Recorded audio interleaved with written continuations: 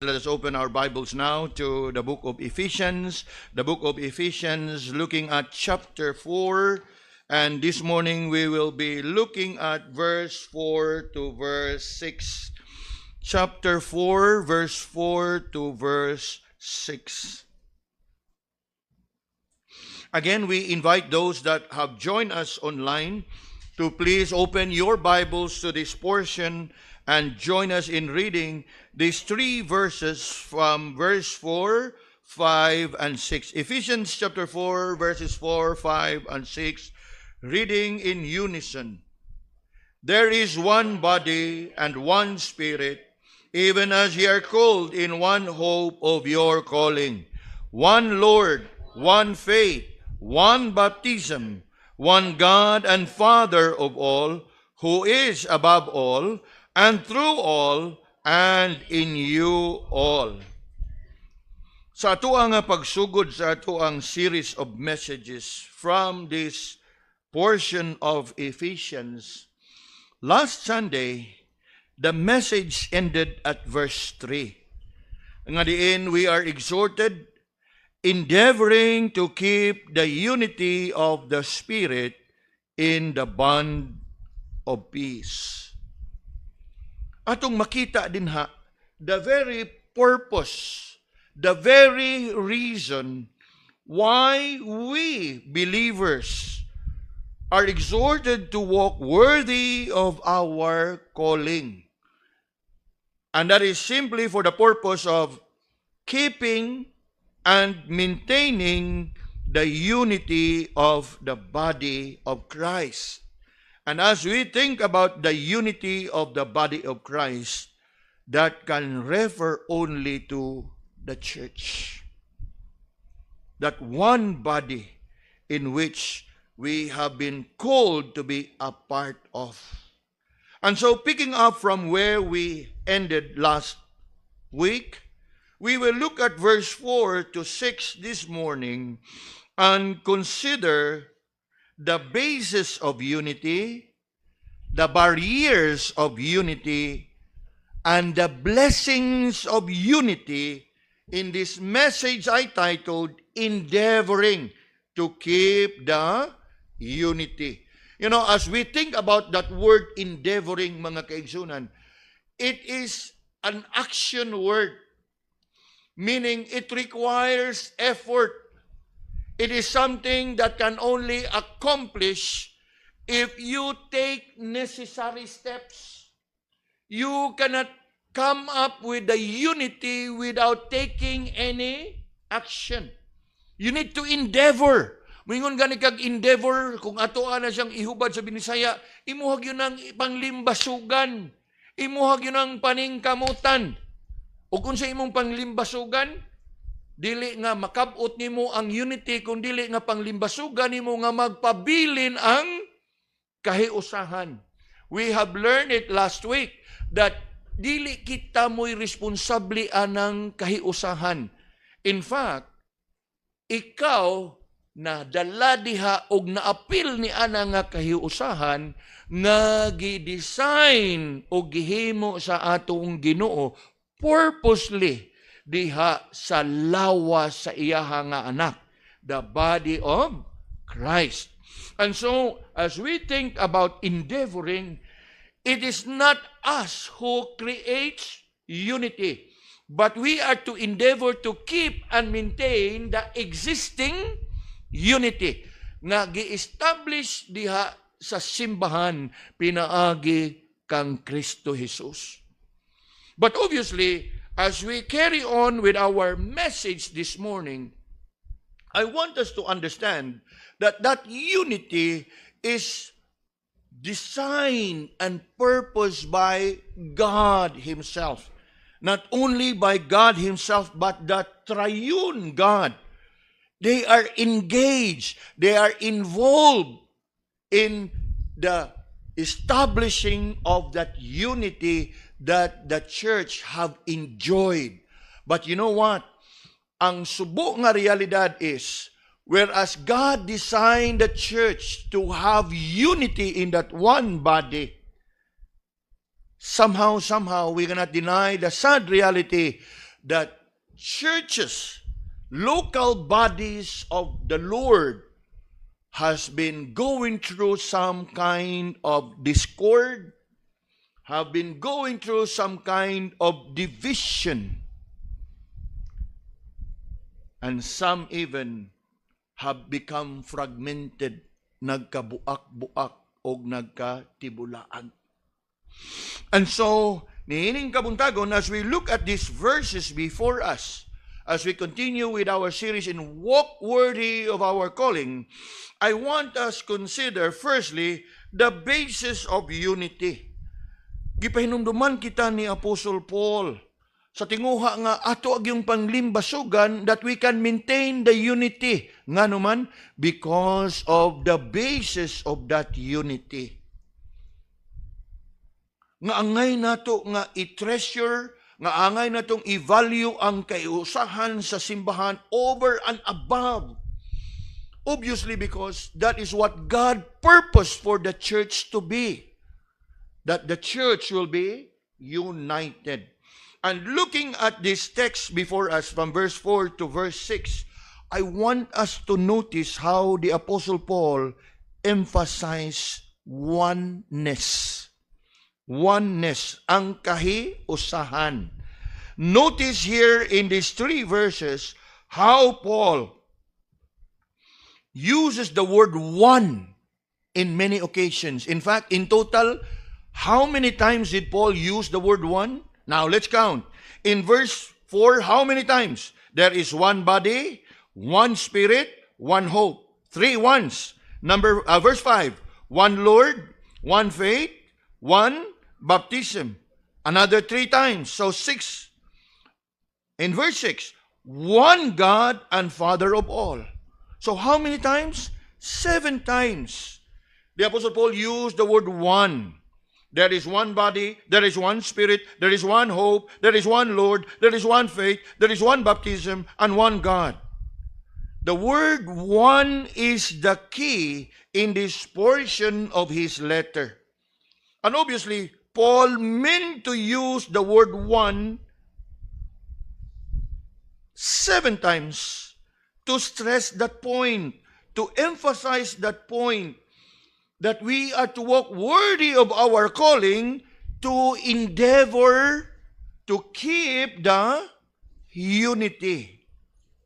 Yes, that unity is the cause of our worthy walk, and the very reason why we should endeavor to keep the unity in the body of Christ. And you know, mga kaigsunan, if I may say this, and I want us to say this,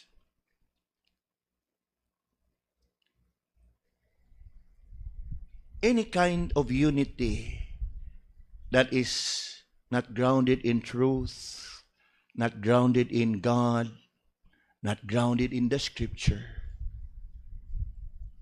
cannot last long.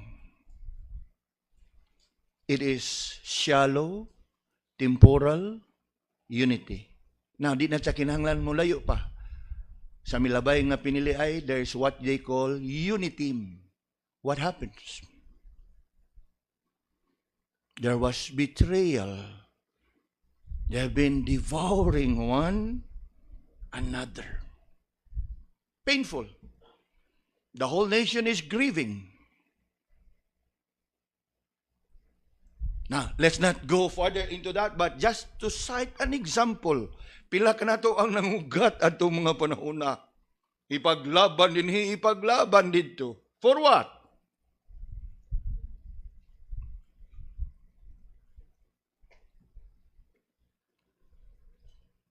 But as we think about the church, if daghan ka na to ang nasubo, naguol sa dagan sa panghitabo, nga igo lang tang makapangunta, what happened to the unity? Mas masubo kita if the unity of the church will be disturbed or will be destroyed. Nga naman, kay ang Ginoo mismo mo'y nagpundar ana nga kahiusahan diha sa simbahan. Sagdi na lang to, kay nahibaw magyutang daan nga they seem to be united because they at that point share one and the same interest, they share one and the same motive. But once nga na-accomplish na nila ang ilahang mga tinguha, iyahay na ta.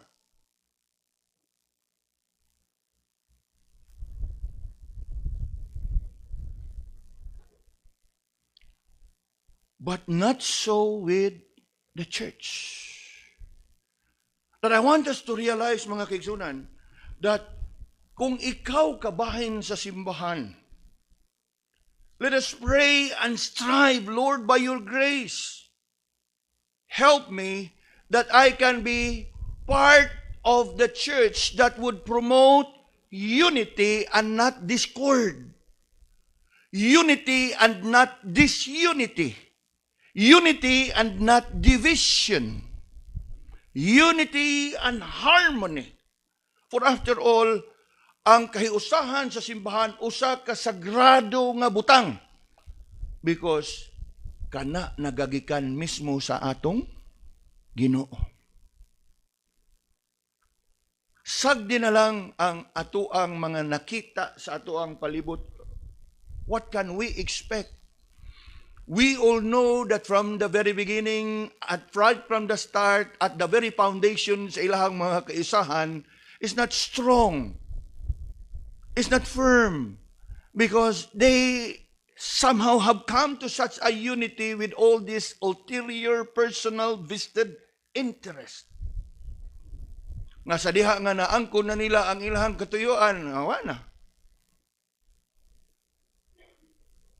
And I am sure at some point we also have such kind of experience. Not only in the national level, but even our personal level, in our own circle of friends. Wow! Susyo ta diri, susyo ta diha, kauban ta diri, kauban ta diha. And in the end, what happens?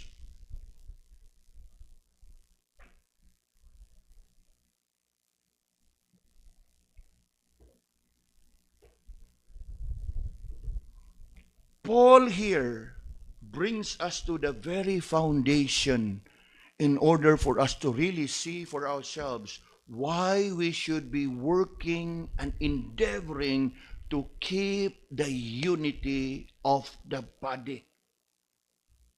Nga over and above, later on we're going to deal with it in the barriers of unity and for unity. But for now, yes, whatever barriers, whatever differences we may have, let's look at it in a higher plane. Ang Ginoo may nag-design ani nga ang simbahan naa sa kayusahan na ay gugma sa usag-usa. Whatever personal differences we may have, let us learn to lay it aside. Remember, forbearing and forgiving one another. For what? To endeavor to keep the unity. The basis, and notice here, of the 7 ones in which the Apostle Paul used the term, word one 7 times. Notice that 3 out of the 7 ones would point us to the Godhead. Iyahatang gipahinumduman diha nga ang tinubdan ni ining kahiusahan is none other than the triune God. One God in 3 person. And as we think about that one God in 3 person, that is where we get the word Trinity. And you know what Trinity means, right? The unity within the 3. Tri-unity. So, put together, Trinity. So, there's unity within the 3 and among the 3. And who are these 3 persons in the Godhead? Obviously, we know, right? God the Father, God the Son, and God the Holy Spirit. And that is what we can see here. In verse 4, notice how the Apostle Paul writes about what we have in common through the Holy Spirit. You look with me in verse 4. There is one body and one Spirit, even as ye are called in one hope of your calling. Now, I want us to look closely at that portion that says, there is one body. Karon ang pangutana, what is that one body that is referred to there? Kaganiha sa atong gibasa in our responsive scripture reading. Turn your Bibles there for a while. In chapter 1 of Ephesians. And look with me in verse 22 and 23. Ingon diha, and had put all things under his feet, and gave him to be the head over all things to the church. And what is the church? Verse 23. Which is his body, the fullness of him that filleth all in all. So as we look at this verse here in verse 4 that says there is that one body that is mentioned here, that one body refers to the church. And listen carefully, mga kaigsunan. Paul here says there is only one body, and that body is the body of Christ. The body of Christ is the church. Now, listen carefully, and I want us to get this clearly, mga kaigsunan. Nga naman, sayre, that there is only one body. Meaning, there is only one church. Okay? Listen carefully. There is one body, therefore there is only one church.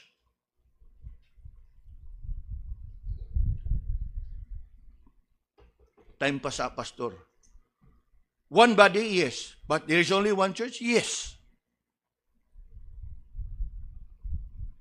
While it is true that we hear of a Baptist church, while we hear of a Presbyterian church, while we hear of a Methodist church, while we hear of an evangelical church, each of these so-called churches are but part and branches of that one body.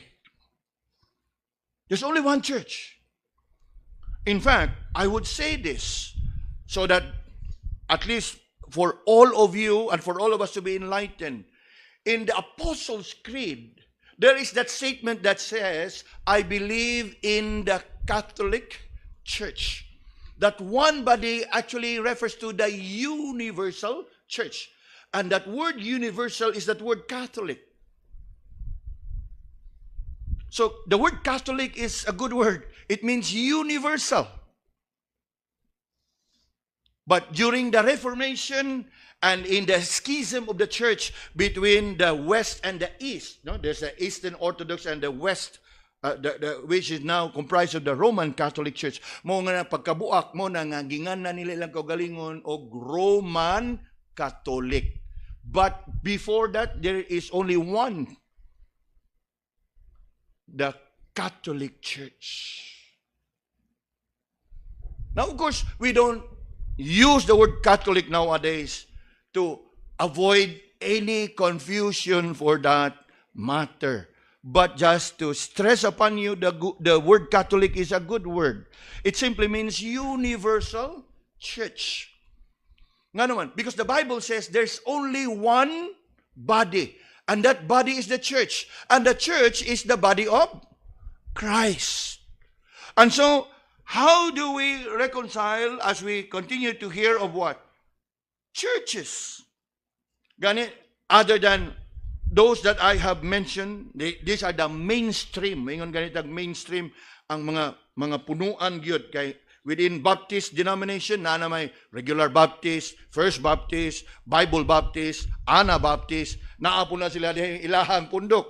Presbyterians, we also have Bible Presbyterians, Orthodox Presbyterian, First Presbyterian.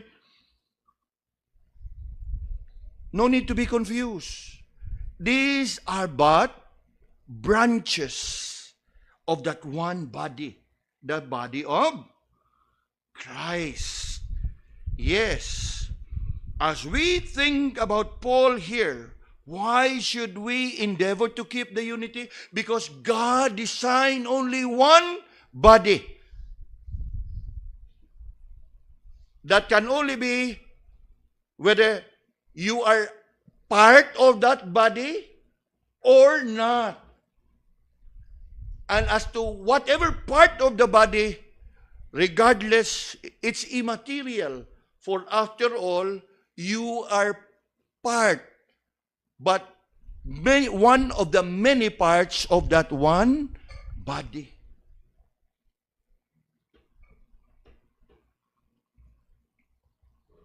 If you can turn your Bibles for a while to Galatians chapter 3, verses 27 to 28. This is what we read there in Galatians 3, 27 to 28. For as many of us had been baptized into who? Christ. Have put on Christ. There is neither Jew nor Greek. There is neither bond nor free. There is neither male nor female. For ye are all what? One in Christ Jesus. That is what it means to be part of that one body. Whatever your race may be, whatever your creeds, whatever your nationality, whatever your language, when you become a Christian, you become one with every other believer. And Paul is trying to bring this matter to our attention. Nga, diin ato bang ma-realize nga, bitaw no, taliwa sa nagkalinlain nato nga mga pundok, we need to come to a realization that at the end of the day, when we all get to heaven, there's no such thing, okay, Baptist, diri mo dapita, Presbyterian, diri mo, Methodist, dito mo. No, we will all be one in the presence of the Lord.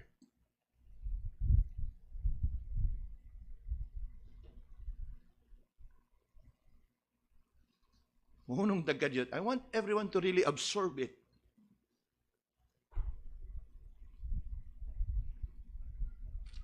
In fact, in the Lord's high priestly prayer in John chapter 17, I pray that all this will be one as we are one. He prayed for unity. Ug usa ka na siya sa hinungdan og rason nga gipaabot ni Apostol Pablo kanato. So the more we can appreciate ug unsa kabililhon gyud ay nga atong i-maintain ang kahiusahan sa simbahan. Nga atong ipatigbabaw ang kahiusahan over and above in the midst of differences. Di man gyud malikayan. There will be differences. But over and above, you consider the basis of our unity. It is designed and purposed by God. And true indeed, when we all get to heaven, there will be no separate section for every denomination. We're all going to heaven and be gathered together in the very presence of the Lord, in fellowship with one another. Now, of course, there's much that has not been revealed unto us. But the point is, kung ikaw magtutuo, tinuod yun nga magtutuo sa Ginoo, we all know nga inika tapos atong kinabuhi dinhi sa kalibutan, we will all be heading towards heaven. And as to how we would appear, well, the Bible says, we shall be like Him, for we shall see Him as He is. But the one important thing that I want us to know and be assured of is, yes, kung ikaw tinud-anay nga anak sa Ginoo, o ikaw nakaangkon sa kaluwasan, siguro gyud ka, nga highuman sa mong kinabuhi din asa ka paingon, dito sa aging harian sa langit. Bisan pa man og i-greet ka og dili sa imong mga mahal sa kinabuhi, happy birthday in heaven, siguro gyud ka nga tuwa ka didto. Now, namong usahay ato ba nga pangindahay ba wishful thinking nga ato mga mahal sa kinabuhi tuwa dito di happy birthday in heaven. Pero I am sure kung ikaw nakailag yung ka atong mipanaw nimo kay baog yung ka og unsay iyahang kahimtang. Na dili ni siya nga killjoy bata kay ako we just remembered my father's birthday last Tuesday, October 4. And we just had a simple family gathering. And somehow my sister posted some photos of our father, remembering nga unta karon 84 na iyahang edad. Although I know that my father is or was a believer in the Lord, although we don't share and agree in every teachings of the church. But of course, we thank God. But I try to shy away from like, happy birthday, Papa, in heaven. I'd rather leave it to the Lord. The Lord is merciful. Because even if you may have that firm conviction that your loved one who passed away is saved and is in heaven, you may be sending a wrong signal to others. Oh, sa ato pa di ay, bisag dito magtutuo sa iyang pagkabuhi, ini kamatay in heaven, dito siya gyapon. So it is not justification by faith, but justification by death. Kay ini kamatay, tanan ang greetings, happy birthday in heaven. Now, I'm not trying to be a killjoy, okay? O apan kung ikaw nasayod sa kamaturan, nga ang tao dili magtutuo, di ba? You end up being a false teacher or a false prophet. You're promoting something that is unbiblical. You might as well, we remember the life and the legacy of our loved one. Nakuha na to?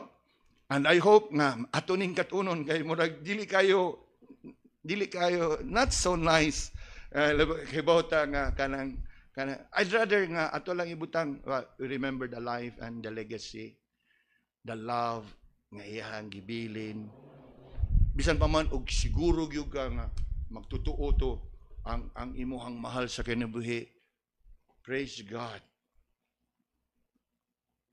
Pero it has been a common practice, right? Daghang kay diha atong mabasa. Happy birthday in heaven. Now, of course, wa man sa siguro mo greet og happy birthday dito. Laing sa gayo, di ba? Di ba no?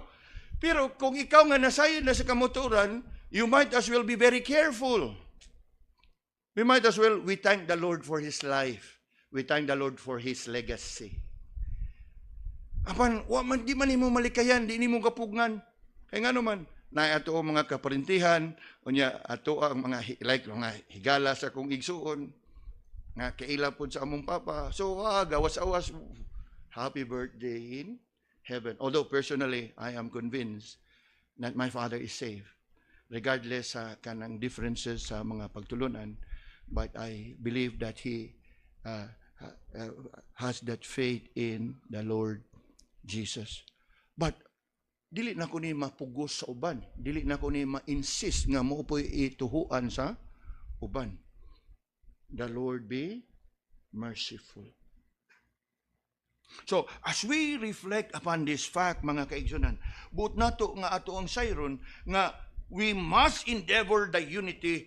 As Paul reminds us here that we have many things in common diha sa ato ang pagtuo as accomplished by the Holy Spirit in us diha sa ato ang kinabuhi. Paul goes on to say, from there is one body, referring to the church, and one Spirit. One Spirit. He wants to remind us nga ang espiritu nga naglihok diha kanimo mao gihapon nga espiritu nga galihok sa ako ang kinabuhi ug sa uban pa nga mga magtutuo and in all generation.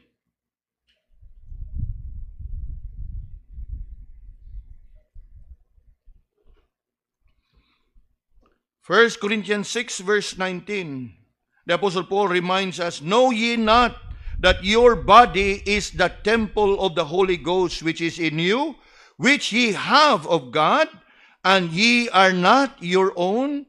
Now, what are we seeing here? Paul telling us that our body is the temple of the Holy Spirit. Now, I want us to look carefully. Kay ang maong verse, gaingon, that your body, ang imong lawas. Paul here is not referring to the body which is the church, but referring to our physical body. And what does it say about our physical body? Know ye not that your body is the temple of the Holy Ghost? In other words, we are being indwelt by the Holy Spirit. And Paul is reminding us that the Spirit that dwells in me is the one and the same Spirit that dwells in each one of you. That is, if you are a true believer. And so, one more reason why we should endeavor to keep our unity. Because we belong to one and the same family. One body, one Spirit that is working in our lives. Maubitaw ka na, nga to avoid conflict, ingon si Paul sa Galatians, walk in the Spirit, and you shall not fulfill the lust of the flesh. Because if only we can all walk in one and the same Spirit, there will be unity. And that is what Paul is trying to stress to us in here. There is one body and one Spirit. Then, moving on, last part of verse 4, we are also called in one hope of our calling. One hope.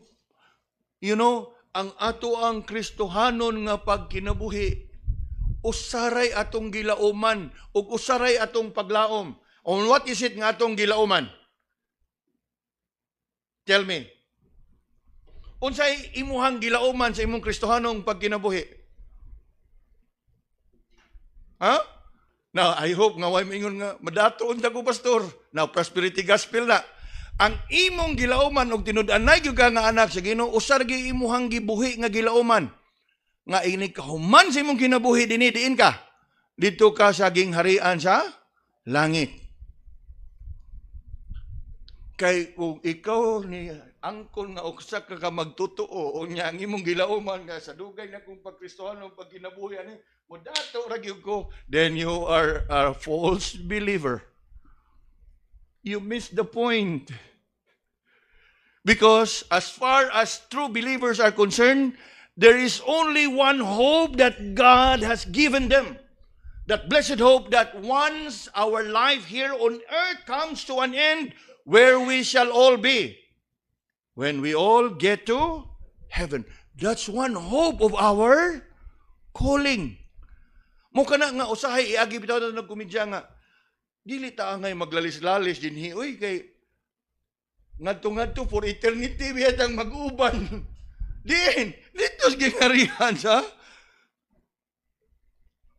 nga og nayagaw na mo dinhi sa hamubo nga panahon. Magbungol. Imagine. And that is what Paul is telling us. There's one body in which you are a part of. There's one Spirit that is working in us. And in that working in us of that Holy Spirit, we are being prepared by the Holy Spirit for that one hope for eternity. Where? In heaven. Now, this is something that I'd like us to learn, mga kaigsunan. Talking about what the Holy Spirit is working in us to prepare us for our one hope of our eternal calling in heaven. Come down with me for a while to Ephesians chapter 1. Ephesians chapter 1, verse 13 and 14. Ephesians 1, verse 13 and 14. Now, ingon diha, in whom ye also trusted, after that you heard the word of truth, the gospel of your salvation, in whom also after that ye believe, you were what? Sealed with that Holy Spirit of promise, which is the what? The earnest of our inheritance until the redemption of the purchased possession unto the praise of His glory. Maunay gi pasabot ni Paul diha. The grounds, the reason why all the more we must work out to maintain our unity, because we belong to one body, the church. We have one Holy Spirit indwelling in us, who serves as our what? Seal. Kanang seal gani nga gisilyuhan ka. Mo na nga dili gyud mawa ang imong kaluwasan kay ngano man ang imong kaluwasan sinilyuhan na o kinsay gasilyo ang balaang espiritu. In fact, the word earnest there means a down payment na ana kay assurance gidawnan kang daan nga ini kahuman sa imong kinabuhi dinhi, the full redemption.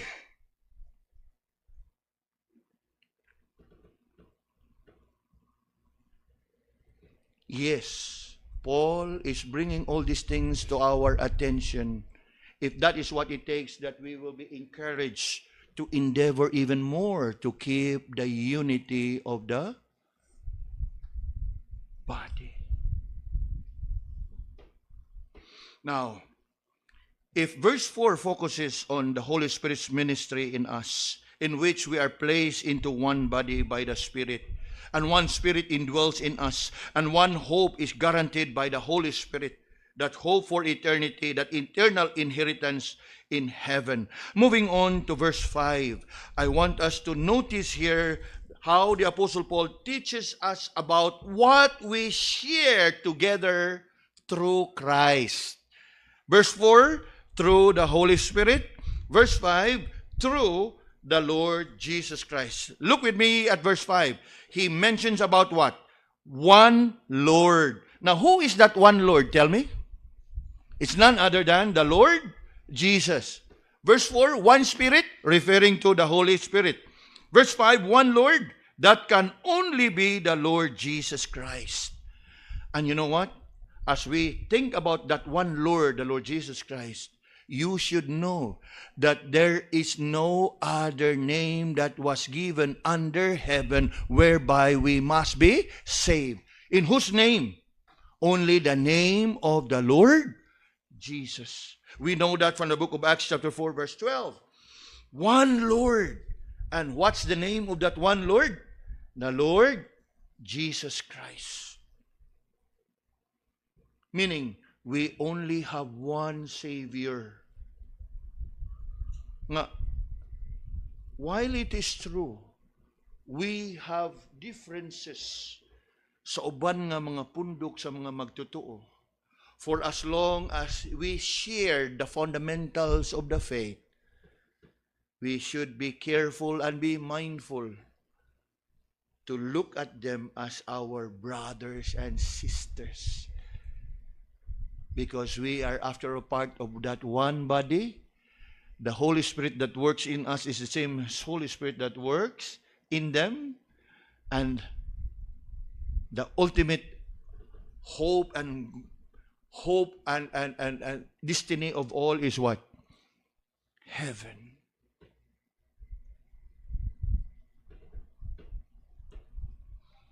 Come with me for a while to Romans 10, verse 12 to verse 13. Yes, Paul here reminds us of what we have in common in Christ Jesus. Kaganiya, what we have in common by the working of the Holy Spirit, what we have and what we share in Christ. Romans 10, verse 12 to 13, it says here, there is no difference between the Jew and the Greek, for the same Lord. Kita ninyo na? The same Lord over all is rich and unto all that call upon him. For whosoever shall call upon the name of the Lord shall be saved. Which Lord? The Lord Jesus. And the Lord Jesus Christ alone. In his name we shall all be saved. Now, verse 5 moves on. There is one Lord and there is one faith. Usaray ato ang gituhuan, therefore usaray atong pagtuo. Is it not plain and simple, mga kaigsunan? Ang pulong sa Ginoo ningon nga ang ngalan na ni Kristo ug sa iyang ngalan lang ikaw makaangkon sa kaluwasan. Therefore, usara po'y angay natong pagatuhuan. Usara po ang atong angay pag-alagaran. Usara po ang ngalan na angay itong simbahon. Kang kinsangan, one Lord, one name, and whose name? Jesus. Mo kana nga, while we ought to maintain and observe unity from fellow believers, even from different communities and communion and fellowship and churches. But we need to be careful. Kay naa po yung mga kasimbahanan that does not share one name and one Lord in their salvation. And therefore, they are outside that communion of the saints. They don't belong to that body. Kay nga naman, they don't hold on to one Lord. Daghan ang ilahang gisimba, daghan ang ilahang giyukbuan. So, obviously, we cannot be united with them. Are we following? Mao kana nga, while we extend fellowship with like-minded brethren, we divide and separate ourselves from what? The compromise, the ecumenical, the heresies, the apostates. And I am sure by now you already have known what are those churches or body of believers in which we can fellowship or extend a hand of fellowship. And you also know by now, kung sa mga punduka, nga nagdala sa mga ngalan sa atong Ginoo apan dili subay ang ilang pagtulunan sa kamatuoran diha sa pulong sa Ginoo. Remember, there's only one Lord. But you know what? There are churches who don't even consider Jesus as Lord. Ngayon, saan man nato paghiusa nila? There can be no unity between us and them because they don't share what we believe. Ug naapoy pundok nga, yes, they call upon the name of the Lord, but they call some other names other than the Lord. Di gihapon pwede because there's only one. You know, mga kaigsunan, these 3 verses actually is a statement of faith. Nga kung imo yun ang i-expound pag-ayo, no matter how you would deal with it, pero kung imo yun siyang i-expound in a way as a confession of faith, any group or church or denominations or movement that does not fall into all this should be considered as outside the communion and the body of Christ.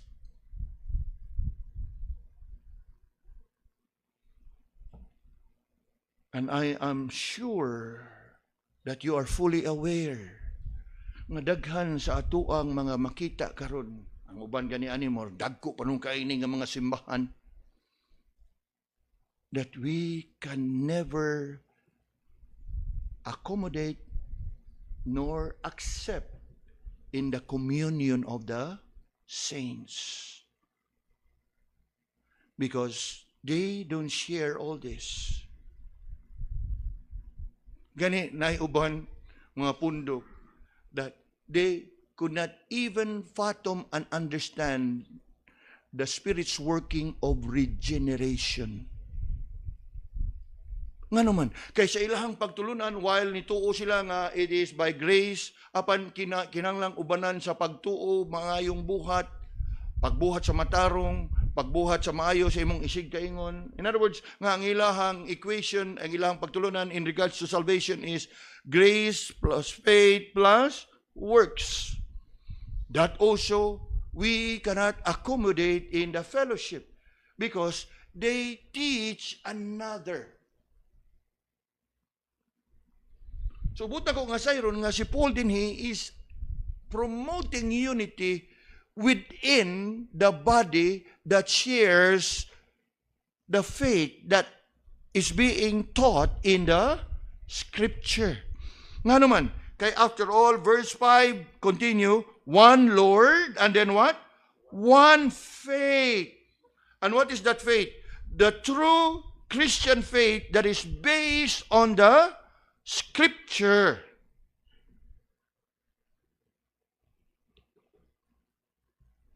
Yes, a while ago I mentioned about many denominations.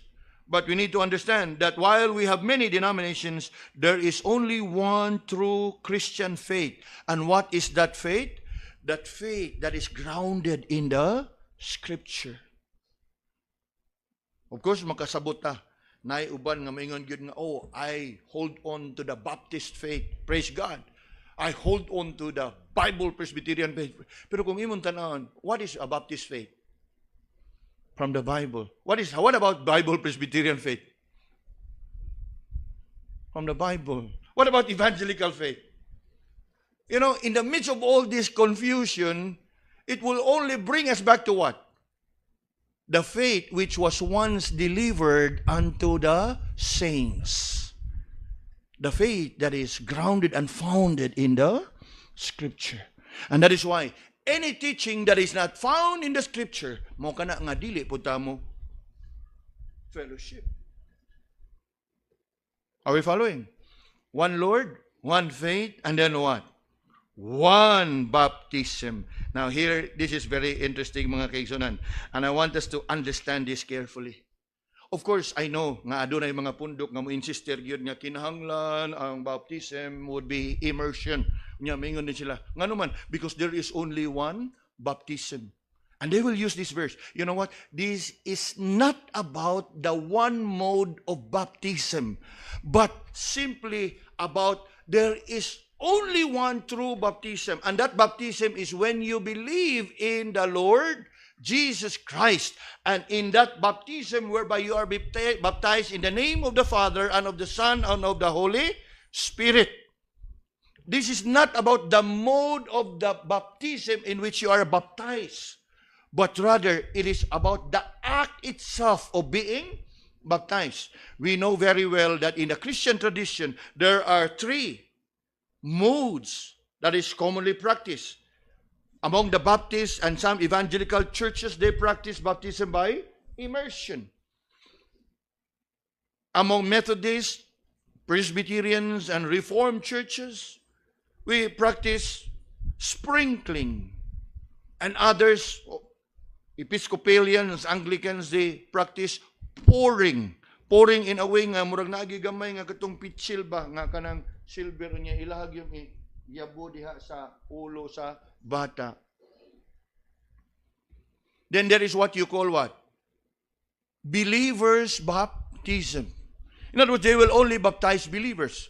Whereas some churches like we do, we practice pedo baptism. Pedia, children. We practice infant baptism. So regardless of the mode and the practice observed by the church, this is not about only one baptism. Kaya ang ubang mga pundok mingon, nabaptize ka nga gi-immerse kami umo-transfer ka dinhi, dili na mo dawaton ang imong baptize ka, kinahanglan ka baptize ka usab. No. It defeats the purpose. There can only be one baptism. The most you can do is what? Okay, transfer your membership. No need to be re-baptized. Because after all, the profession of faith only happens once.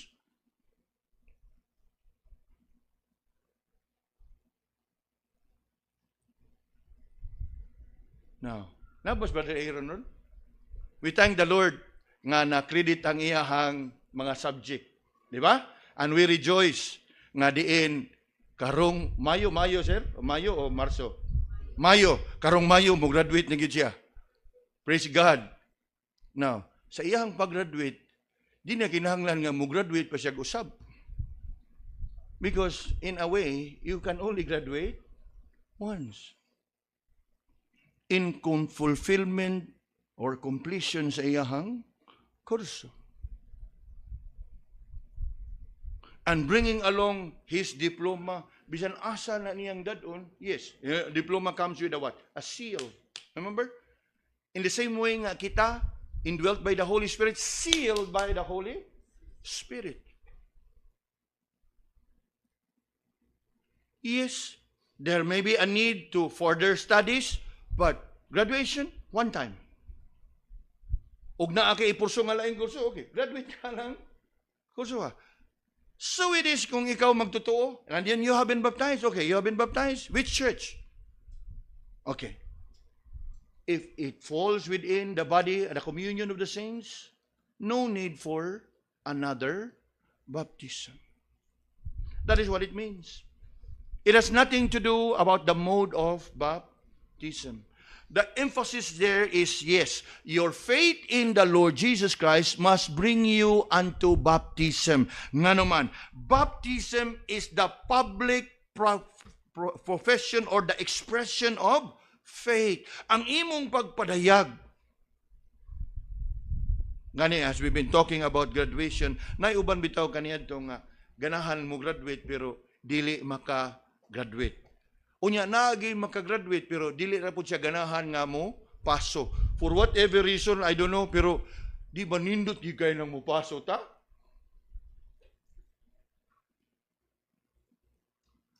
Pero na mga sitwasyon nga dili, pero you fall sick on that very day. Or some other reasons. Pero kanindot anang, it's once in a lifetime nga experience. Labaw pa if it is baptism. Nga imong gipadayag sa kalibutan o sa publiko. Nga imong gidawat si Ginoong Hesukristo sa imong kinabuhi. Now, moving on to verse 6. Paul points our unity on that one thing we have in God the Father. You look with me in verse 6. One God and Father of all, who is above all and through all and in you all. In Paul's day, even in our day, many people believe in many gods.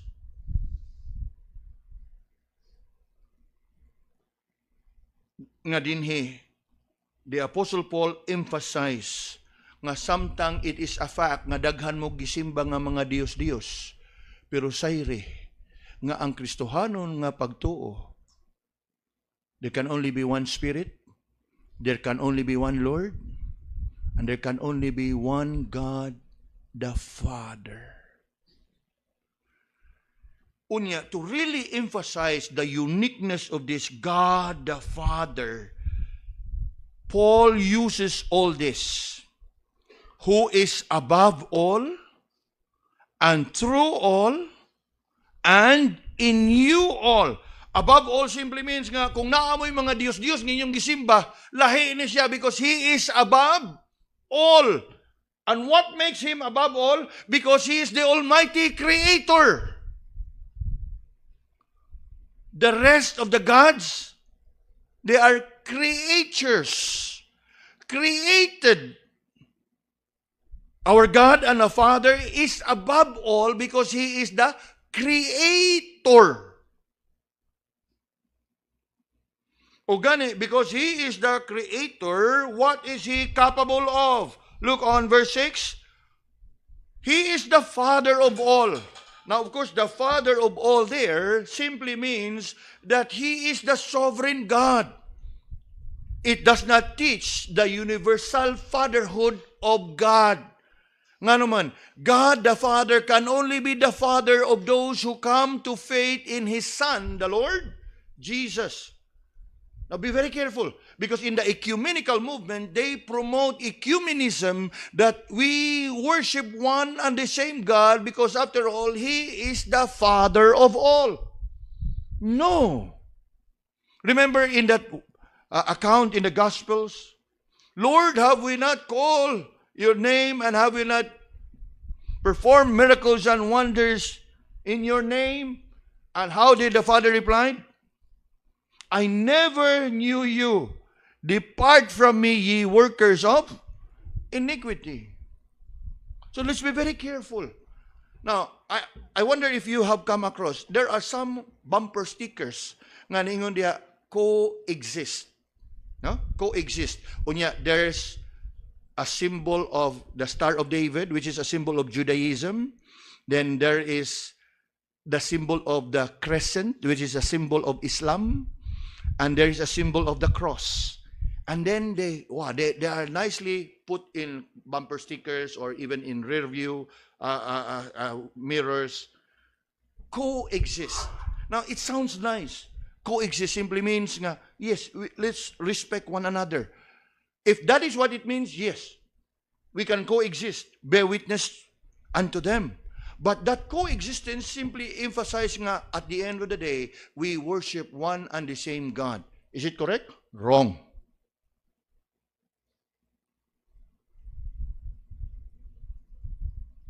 Be very careful. Gani, ang uban na ipanghatag. Nya kita po, ganahan sila, nindot kay color and design sa sticker, pilit. Now, you are again promoting false teaching. Because ang katuyuan ni Ana is to form one world religion.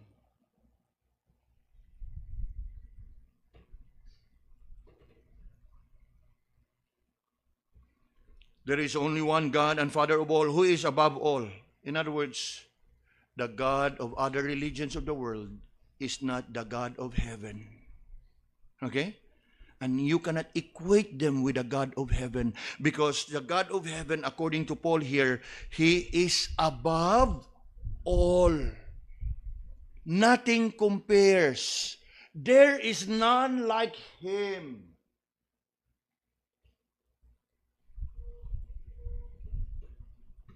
He is above all.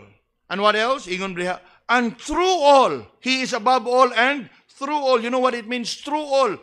Siya labaw sa tanan, og hawod sa tanan, og siya na sa tanan. Nga naman.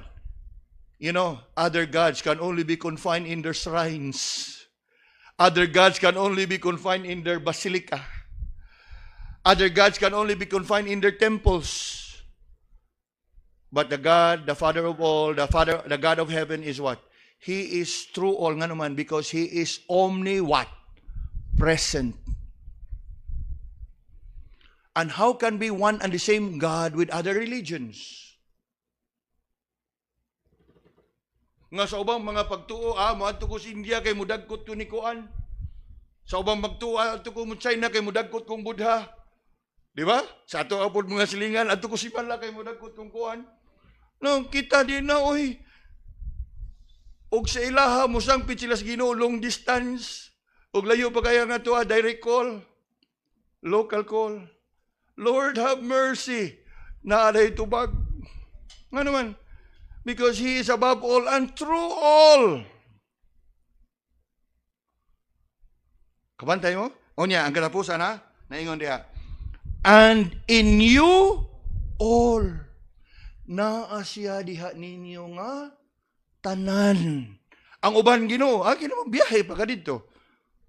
Gani sa tuang mga kanang kababayan nga naas Mindanao, moadto gina sila dito sa ilahang adtuanan kanang unsa nang lugar dias Middle East. Kana ilang gitawag og Hari Raya o sana Hajj or whatever. Ngano man? Because their God is there. Ang ato He is above all, through all, in you all. Og nag-inusara na siya. Og dili na siya nimo pwede matandi. Ang uban gisolve in taon sa glass.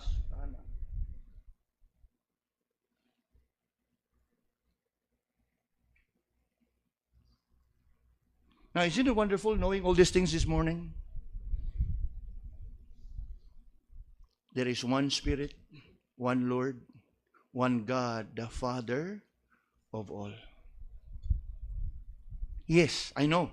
We've been reading this portion of Scripture and we have gone through all these verses. But thank God we are able to look at it this way and in this manner. Because it's just filled with truth.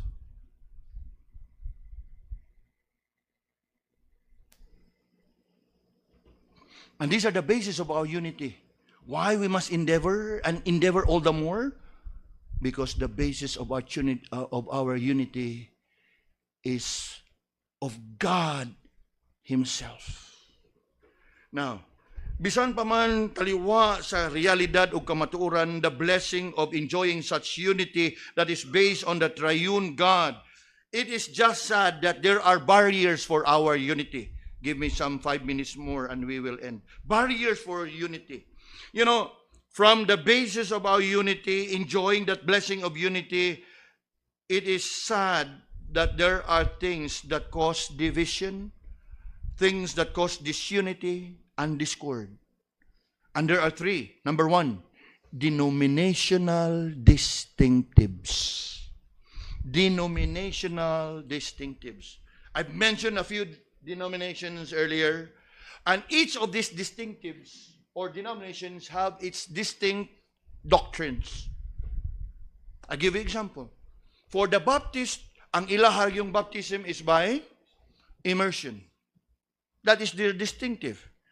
And they don't practice infant baptism. That is their distinctive. On our part, we practice infant baptism and then, of course, water baptism to those who profess faith in the Lord, and we do it by sprinkling. Thanks be unto God that there are Baptists and at the same time there are Presbyterians who somehow can still fellowship and continue to extend fellowship with one another, setting aside their distinctives. For after all, at the end of the day, we shared one Spirit, one Lord, one baptism, baptized by faith in the Lord Jesus Christ, in the name of the Father and the Holy Spirit. Okay? But somehow, aduna gyud mga pundok gyapon, even within the Presbyterians and others within Baptists, unbiblical. Infant baptism, unbiblical. That is just one example of many differences in terms of denominational distinctives. And so what happens? Imbis unta nga nay kay usahan, you are putting up a dividing wall. You know, you need not agree in everything to be united. For as long as there is courtesy, respect, and love for thy truth. Kaya na ay mga butang nga diin imuha sigurong gituhuan and you are convicted nga mao gina, but wa po na magsulti nga ang katong uban dili mao. Denominational distinctives. Obviously, things come to a situation where there will be division and discord when churches would make a big deal of their distinctives. We think about church governance. The Baptists, they are more congregational. In other words, the leadership, all the decision making is not in the pastor, but in the congregation. That is congregational. Our church government is called Presbyterian form of government. It's in the Bible. Elders. So the leadership is run by elders. Pastors ruling and teaching, elders. Then next are deacons. Then other churches, they practice the Anglican form or the Episcopalian form of government. That they do have the what? Bishop over and above, like the church in England, the Anglican Church of England, they have the what? Bishop or the archbishop as the head. That is example of denominational distinctives. Then another barrier, doctrinal differences. We are Reformed. Some other churches are non-Reformed. Others would call themselves traditionalist. Others would call themselves provisionist. Then other than that, we are Calvinist. Others are Arminians. That's another doctrinal difference. Then we are covenantal. Others are dispensational. So daghan siya mga igsoon. Nga og atuwag yung himay-himayon ang tanan. No, mahimon lang yung kang isla nga ikaw na lang yung usa. So, kinahanglan nga while we must be aware og asa atong differences, but dili tanan nga differences should create that we separate. Of course, kung ang ilaha nga kanang distinctive is lain, nga ang kaluwasan pinagis pagtuo inuban dili pwede. Nakuha na to? What else? There are those differences in regards to spiritual gifts. Naiuban nagtuo nga hangtod karon na gyapon ang healing, gift of tongues, prophecy. Sa ato ang bahin, we are cessationist. That spiritual gifts have ceased. So these are barriers to our unity. Although sometimes there is a need for us to really divide or separate, especially when the teachings have been compromised or erroneous teaching or false teachings. Okay? But within orthodoxy, we must endeavor to keep the unity. So, pila na? Denominational distinctive, doctrinal differences, ang pinakadako gyud kaayo nga babag sa kahiusahan is what? Personal conflicts.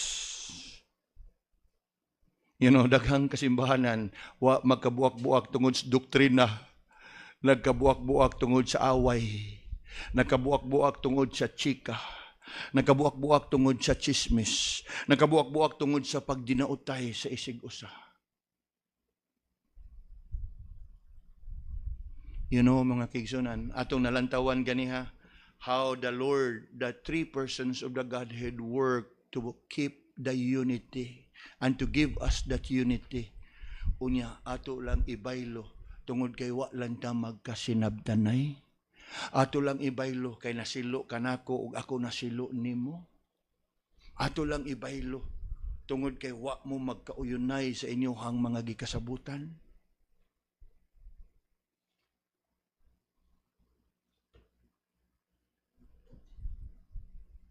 We all need to submit to the Holy Spirit.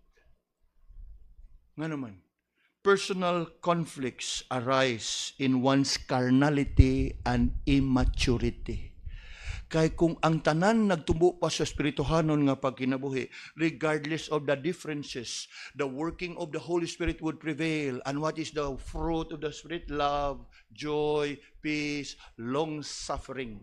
But if you continue to walk in the flesh, what do you have? Strife, anger, wrath, variance. And you know what? Makasabot pa ta og naay differences sa doktrina. Makasabot pa ta og naay denominational distinctives. Of course, we must respect our distinctives, right? But personal conflict, it only would tell us one thing, that there are carnal Christians in the church. And this is the biggest barrier for the unity of the church. In fact, this is the problem of the many churches in the New Testament times, especially the Corinthian church. Turn with me for a while to 1 Corinthians. 1 Corinthians chapter 1. 1 Corinthians chapter 1. And look with me at verse 10 and 11. Unsa itong mabasa diha. Now I beseech you, brethren, by the name of our Lord Jesus Christ, that you all speak of the same thing, and that there be no what? Divisions among you, but that ye be perfectly joined together in the same mind and in the same judgment. 11. For it had been declared unto me of you, my brethren, by them which are of the house of Chloe, that there are what? Contentions among you. In verse 10, there's a mention of division. Verse 11, there's a mention of contention. Later on in chapter 3, and looking at verse 1, diri gipadayag gid taon ni Paul ang iyahang kasagmuyo, and I, brethren, could not speak unto you as spiritual. Why? But as unto carnal, even as unto babes in Christ. I have fed you with milk and not with meat, for hitherto you were not able to bear it, neither yet now are ye able. Nga naman, 3, for ye are yet carnal, whereas there is among you what? Envying and strife and divisions. Are ye not carnal and walk as men? When personal conflicts prevail in the church, usaragi buti pasabot ana, there's too much carnality and immaturity in the church. And you know what? That is something that we must strive nga atong ma-overcome. Because we are called to endeavor to keep the unity. Na ay conflict, na ay di pagkasinabtanay, na ay pagkasiluay, forbear, forgive.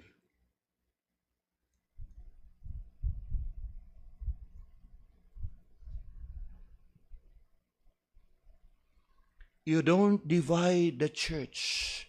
You don't destroy the unity of the church.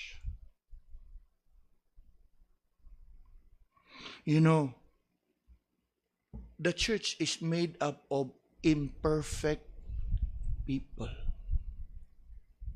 Pastors, imperfect. Leaders, imperfect. Members, the same. That's why we need to forbear. That's why we need to be patient, long-suffering. Remember, walk worthy? In lowliness of mind, in meekness, forbearing one another in love. Dili kay hamag lang dito, hahamakin ang lahat, tungod kay mao na ni. Ayaw, lantawa ang intiro nga simbahan. Ug unsay imong mga lakang nga imong pagabuhaton. Yes, o grabe imong kasuko sa pastor, so be it. Pero imagine kung ang masamok maapektahan ang tibuok nga simbahan. You are not destroying a person. You are destroying something that the Lord has blessed you. The unity of the church. Sama ka na ko, I'm sure you have been offended. Or ako mismo perhaps naka-offend ninyo. In the same way that you have offended me.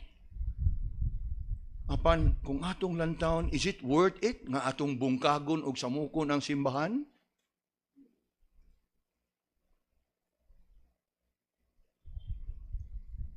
There's a need to deal with it, yes. Na ay sitwasyon that they are reconcilable, praise God. Na ay sitwasyon nga irreconcilable because both parties are not ready, are not prepared. What can we do? Sa ako ang bahin, as a pastor, di man ko pwede nga, muragwa na ko ma-reconcile, sirado, undang na nga simbahan.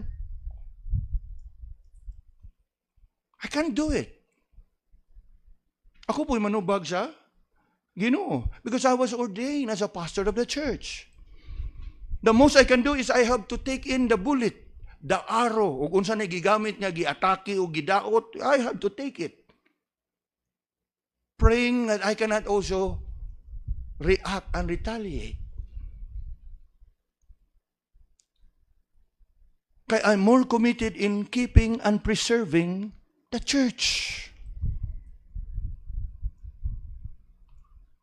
And I'm sharing this to you in this message, haron nga masayod mo nga dili lang ni siya obligasyon o responsibilidad sa pastor. Ato ni tanang responsibilidad.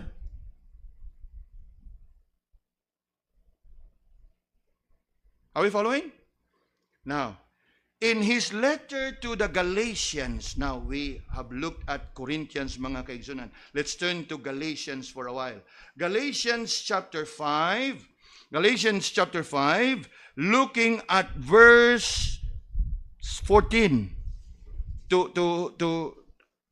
take the context. Verse 13, brethren, you have been called unto liberty, only use not liberty for an occasion to the flesh, but by what?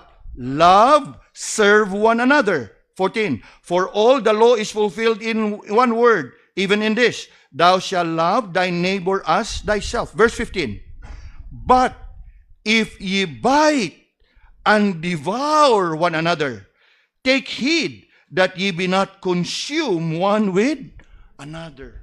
Dili ba subok kay tanawon? When we are supposed to love one another, nagunsay gigamit nga word ya, bite, nagpinaakay.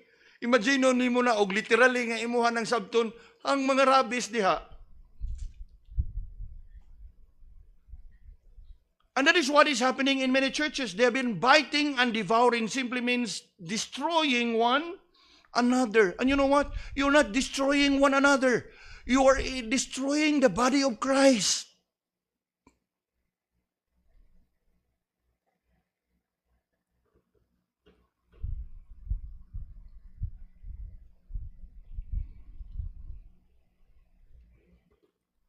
Come with me to verse 26, still of Galatians 5. Or maybe we look at verse 25. If we live in the Spirit, let us also walk in the Spirit. 26.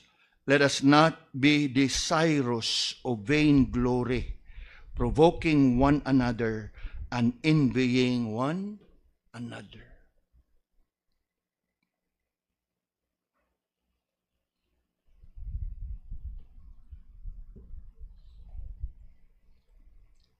That's the barrier for unity.